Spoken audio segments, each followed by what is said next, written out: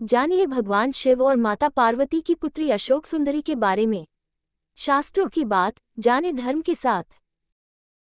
The story of Ashok सुंदरी। भगवान शिव और पार्वती जी के पुत्र कार्तिकेय और गणेश जी के बारे में तो सभी को पता है, लेकिन उनकी एक पुत्री भी थी जिनका नाम अशोक सुंदरी है। इसकी जानकारी कम लोगों को ही होगी। इनके बारे में पद्म पुराण में लिखा गया है। एक बार माता पार्वती द्वारा विश्व में सबसे सुंदर उद्यान दिखाने के आग्रह से भगवान शिव पार्वती को नंदनवन ले गए।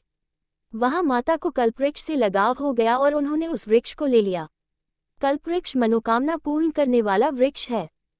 माता पार्वती ने अपने अकेलेपन को दूर करने हेतु उस वृक्ष से यह वर मांगा कि उन्हें एक कन्या प्राप्त हो। तब कल्पवृक्ष द्वारा अशोक सुंदरी का जन्म हुआ। वह उस वृक्ष को लेकर कैलाश आ गईं। अजोड़ शोक अर्थात सुख।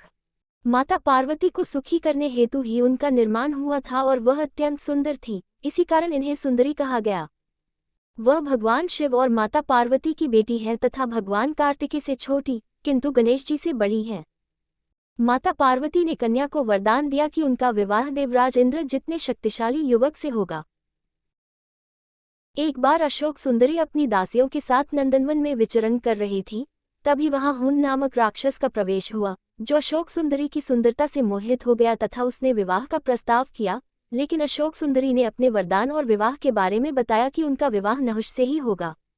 ये सुनकर राक्षस ने कहा कि वह नहुष को मार डालेगा। ऐसा सुनकर अशोक सुंदरी ने राक्षस को श्राप दिया कि जा दुष्ट, तेरी मृत्यु नहुष के हाथों ही होगी। ये सुनकर वह राक्षस घबरा गया। तब उसने राजकुमार नहुष का अपहरण कर लिया, लेकिन नहुष को राक्षस हुन की एक दासी ने बचा लिया।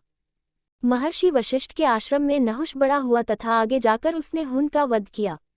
इसके बाद नहुष तथा अशोक सुंदरी का विवाह हुआ। विवाह के बाद अशोक सुंदरी ने ययाति जैसे वीर पुत्र को जन्म दिया।